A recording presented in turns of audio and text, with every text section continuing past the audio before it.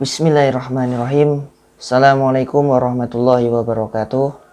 Alhamdulillahirabbil alamin. Alhamdulillahilladzi anzala sakinata fi qulubil mu'minin liyazdadu imanan ma'a imanihim walillahi junudus samawati wal ard wa kana Allahu aliman hakima.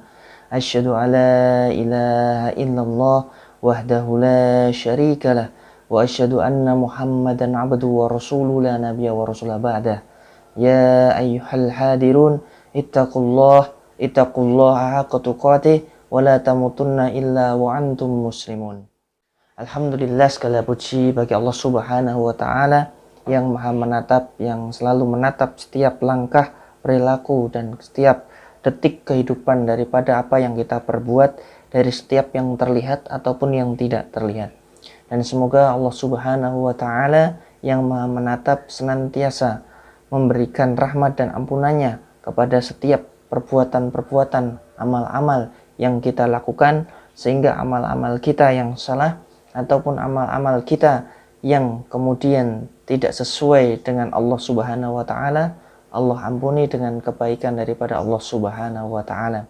Dan setelah tidak lupa salam serta selawat selalu kita sanjungkan kepada uswah kita, suri teladan kita, Nabi Muhammad sallallahu alaihi wasallam beserta seluruh keluarga, sahabat dan pengikutnya, dan semoga kita termasuk golongan orang-orang yang kelak mendapatkan syafaat beliau di yaumil akhir. Amin. Para jemaah yang dirahmati Allah Subhanahu wa taala, para sahabat kaum muslimin dan muslimat yang dirahmati Allah Subhanahu wa taala, ada sebuah hadis yang menarik yang di sini Rasulullah Shallallahu Alaihi Wasallam bersabda, sungguh menakjubkan urusan seorang mukmin. Semua urusannya adalah baik baginya. Hal ini tidak didapatkan kecuali pada diri seorang mukmin. Apabila mendapatkan kesenangan, dia bersyukur. Maka yang demikian itu merupakan kebaikan baginya. Sebaliknya, apabila tertimpa kesusahan, dia pun bersabar. Maka yang demikian itu merupakan kebaikan baginya. Hadis riwayat Muslim. Jadi kondisi seorang mukmin ini adalah sebenarnya kondisi yang terbaik. Jadi ketika kita menjadi seorang mukmin, kita mendapatkan kebaikan-kebaikan yang luar biasa daripada Allah Subhanahu wa taala. Dan pada dasarnya yang perlu kita ketahui bahwasanya Allah memiliki keinginan, yakni membahagiakan hambanya. Allah memiliki keinginan hambanya hidup bahagia, tidak hanya di dunia tetapi di akhirat. Maka doanya Rabbana atina fid dunya hasanah wa fil akhirati hasanah wa qina adzabannar. Kita berdoa kepada Allah untuk mendapatkan nikmat di dunia dan nikmat di akhirat. Dan itu pun Allah yang mengajarkan kepada Nabi kita, Nabi Muhammad SAW, dan kemudian disampaikan kepada umatnya. Maka para jamaah yang dirahmati Allah Subhanahu wa taala, Allah menginginkan kebahagiaan bagi diri kita. Maka yang membuat kita tidak bahagia sebenarnya adalah diri kita sendiri. Wa ma asobat sumi musibah wa bima kasabat aidikum wa yafwan katsira.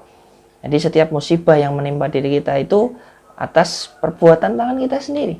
Jadi kalau kita dapat musibah ataupun dapat keburukan, maka ya itu adalah akibat perbuatan tangan kita sendiri. Namun perlu kita ketahui bahwasanya musibah ataupun ujian yang diberikan Allah kepada diri kita adalah sebagai rasa sayangnya Allah kepada diri kita. Tidak ada manusia yang tidak diuji. Bahkan ketika kita lahir pun kita pun diuji. Kita lahir daripada di dalam rahim ibu kita, yang tadinya makanan kita berasal dari ari-ari ibu kita, ketika dipotong sumber makanan kita, itu ujian bagi seorang bayi. Namun dia diberikan oleh air susu ibu yang lebih lezat. Kemudian setelah 2 tahun disapih, kemudian air susu ibu pun tidak boleh dia minum ataupun dihentikan, dan kemudian digantikan dengan makanan-makanan yang lezat yang lainnya. Masya Allah. Jadi ujiannya diputus untuk apa? Untuk naik peringkat. Kemudian dari SD ke SMP ada ujian, SMP ke SMA ada ujian, SMA masuk perguruan tinggi pun ada ujian.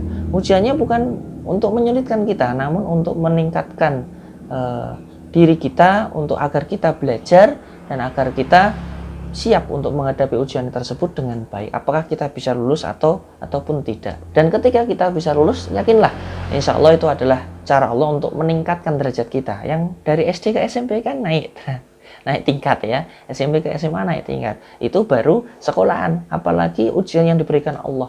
Insya Allah maknanya lebih dalam daripada sekedar hal yang mungkin kita lakukan daripada tingkatan-tingkatan tersebut. Oke, jamaah yang dirahmati Allah Subhanahu wa taala, sahabat mukminin dan mukminat yang dirahmati Allah Subhanahu wa taala, maka harusnya kita sebagai seorang mukmin ini tidak gampang sedih, tidak gampang galau, bahasanya tidak gampang stres. Kenapa? Karena setiap yang kita alami ini dalam setiap kehidupan kita ini pasti baik bagi kita. Kalau kita tahu apa yang Allah inginkan kepada diri kita. Ketika kita bersyukur dapat sesuatu, maka kita dianjurkan untuk bersyukur. La in syakartum la azidanakum wa la in kafartum in adzabi lasyadid. Maka barang siapa bersyukur maka akan ditambah nikmatnya, tambah nikmatnya. Ada seorang anak ketika mendapatkan hadiah daripada ibunya, dia bersyukur. Terima kasih ibu, engkau telah memberiku hadiah, misalnya ulang tahun ya. Meskipun Nabi nggak pernah merayakan, kita mau merayakan ya nggak apa-apa ya, dirayakan tapi didoakan kemudian atau undang ustadz ngisi pengajian anak-anak, tidak sekedar mungkin hura-hura ataupun nyanyi dan tepuk ya. Nah, ketika anak itu diberikan hadiah, dibuka hadiah itu ternyata mendapatkan mungkin pensil atau buku tulis. Anak yang bersyukur maka dia akan bahagia. Wah, terima kasih ibu, aku dapat buku tulis. Tahun kemarin aku dapat buku tulis, aku jadi bisa aku gunakan untuk ngaji, aku gunakan untuk menulis dan lain sebagainya. Aku jadi bisa membaca, aku jadi bisa mengaji. Alhamdulillah sekarang aku dapat buku tulis. Moga-moga ini membuat aku jadi anak yang lebih kreatif, lebih pintar dan lain sebagainya. Terima kasih ibu, aku sayang ibu, I love you full. Kayak gitu ya. Tapi kalau tidak bersyukur, masya Allah. Jadi kalau bersyukur aja, ibunya senang. Ketika anaknya ini bersyukur, ibunya, wah, alhamdulillah anakku bersyukur. Nah, alhamdulillah engkau bersyukur ke ini, ibu baru bisa membelikan buku tulis sama pensil. Insya Allah kalau ibu punya rezeki tak belikan yang lebih baik. Masya Allah, mungkin gitu yang disukai, yang mungkin hari itu ibunya belum bisa memberikan karena keterbatasan. Tapi kalau anaknya nggak bersyukur, dikasih pensil sama pulpen, dia berkata, wah ibu, tahun kemarin pensil, tahun sekarang pensil lagi, pulpen lagi, buku tulis lagi. Ibu gimana sih? Teman-temanku tuh loh pada diberikan remote control, ada yang diberikan boneka besar, ada yang diberikan macam-macam, handphone. Kenapa aku kok cuma buku tulis dan pensil ini? Ibu nggak sayang aku benci ibu. Wah, padahal itu dikasih. Ketika dia mengucapkan kata-kata tidak syukurnya itu, jadi kata-kata syukur, kalau syukur bisa di alhamdulillah, yang nggak syukur ya tadi itu ya. Selain nggak alhamdulillah, dia bahasanya muring-muring ataupun tidak suka. Maka yang terjadi apa? Hatinya pertama sudah nggak enak. Hatinya kan marah tadi. Dikasih loh padahal, tapi marah karena tidak bersyukur. Di azabnya Allah itu bukan kita ditimpa meteor itu langsung tidak ya, mati itu enggak ya. Tapi dibuat hati kita itu enggak senang, tidak bahagia. Yang harusnya kita bahagia, dapat pemberian bahagia.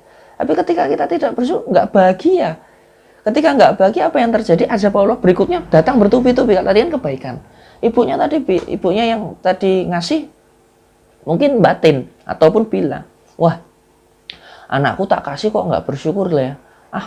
Besok rasa tak kei meneh ya. Besok rasa tak kei meneh. Batin mau dikei rasa seneng, besok kei meneh kan rasa seneng meneh rasa dikei ya. Batin seperti itu mungkin, atau diucapkan ya sama ibunya. Biar anaknya itu nggak seperti itu lagi karena masih anak-anak ya. Kalau wis gede ya mungkin meneng wae tur dibatin besok rasa kei meneh, sebenarnya seperti itu. Itu bahasanya azab itu seperti itu bagi diri kita ketika kita diberi. Maka ketika kita bersyukur malah ditambah nikmatnya, dan syukur itu jadi kebaikan bagi diri kita. Apapun itu, sekecil apapun syukur.